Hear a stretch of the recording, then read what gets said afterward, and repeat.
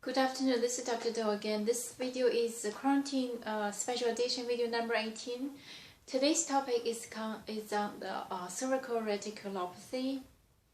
And what is that? It's the cervical spine foramen getting narrowed, so pinch the nerves. And I'm going to explain this, but before the further explanation, I just want to talk about what is the warning sign to visit the emergency, and what the sign you need to call your physician, or can you manage at home. Okay, so if it is just the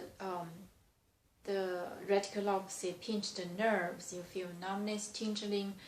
Usually it's a subtle chronic process. It's not like a one day, unless you have the emergency or injury.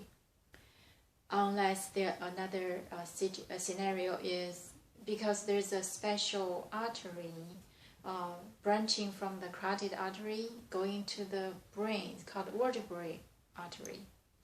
Vertebral artery. If the radiculopathy, if the narrowing of the foramen press the artery, so the vertebral artery is narrowed, or it's impaired, or it's affected, that will affect the blood supply in the brain. You might have the TIA, transient ischemia accident. If that's the case, go to the emergency. Other than that, only the nerve is pinched, or you feel numbness, tingling, call your physician, because this usually is not 1 day or 2 day process to get this radiculopathy. Okay, so and that's if you have this problem, tingling, numbness in your arms, and you need to call your physician to check it out. There are many reasons can cause this, but cervical radiculopathy is kind of chronic, degenerative. It's hard to treat, and the earlier the better. So that's why you need to call your physician. Can you manage at home? Usually for a lot of people, they do it at home. They feel like the numbness may go away and use some pain medication over the counter, like a Motrin, Tylenol, or other Aleve, etc., etc. It's only symptomatic management, but the radical treatment need to be either wire coloring to open up the foramen or the space, or the injection, anti-inflammatory medication, inject directly to the cervical spine, or the surgery. That's the radical treatment. So I recommend you call your physician, schedule it, make the imaging study to diagnose it, and then to treat it early. Okay, so let's go back to talk about what is this disease, what is the cervical radiculopathy. Like I said, we have spines, cervical, thoracic, lumbar, and so those are the sacrum is the last segment, and caudal. So those are the vertebral bones, and at the center of this vertebra there is a canal, spinal canal. That's where the spinal cord running through, extension from the brain to the caudal region. And this spinal cord is just like the brain, belong to the central nervous system. In terms of repairing mechanism, whether it can regenerate, usually follow the rules of the brain, no regeneration. If it's injured, then injured. Not like a peripheral nerve, on the other hand, what I just talked. In between the two cervical vertebral bones, there's a foramen formed a hole. It's called the foramen, the medical term. So between those cervical vertebral bones, the foramen is where the spinal nerve come out. The spinal nerve belongs to the peripheral. What does it mean to you? It means if that nerve is injured, it can be repaired. Depends where it is, unless it's the root.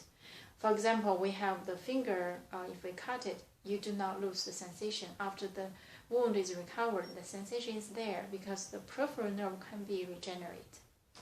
On the other hand, the central nerve, the brain, and the spinal cord in general cannot be regenerated. Okay, so that's the difference. Okay, so the cervical radiculopathy is because the foramen undergoing degenerative change, or the positional cause, the inflammation. So the hole is getting narrow and narrow. The connective tissue around that foramen become thick, inflamed, pinched the nerve. So usually you feel instead of the pain in local area of your cervical area, the tightness in the shoulder, and the shooting down, tingling or numbness along the arm. Depends where. Could be the first 3 fingers, could be the last finger, could be the middle fingers. Depends where the pinch is located.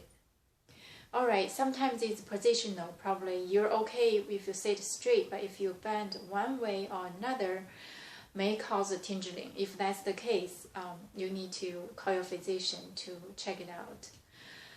And how to treat it? Like I said, if it is usually chronic. If it's early stage, your physician might just give you the color, the cervical color. The purpose of this color is to keep the distance between individual vertebral bones. So just make the hole open wider. Okay, open up the space so the nerve will not be under pressure or pinched. Or there's some anti-inflammatory medication injected directly into the bone, the inflamed area. So that is quite effective. Depends on what medication and what physician recommended for you.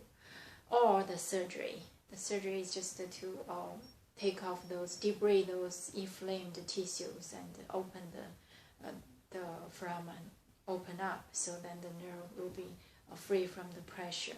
So basically this is, and again, whether can you manage at home or if you're young, of course, it probably is not the radiculopathy. You have those pain around your neck, on your shoulder, and your physician checked the image study and you did not have injury. Nothing's going on, no radiculopathy, nothing. So you can manage like anti-inflammatory Motrin at home once a while, or continue based on the advice from your physician. You can use the over-counter medication to manage. But like I said, if you're not young, the degenerative change might be the only cause of this. Plus the positional sports, or the position you sit all day long, or you bend your head all day long. This is could be other causes, could be just natural degeneration.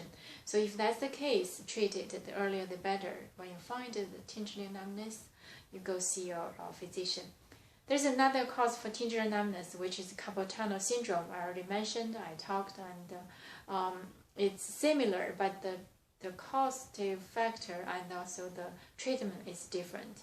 I probably will talk it sometime later on, but today focus on the cervical radiculopathy. So that is for today, and thank you for watching, and I will see you next time.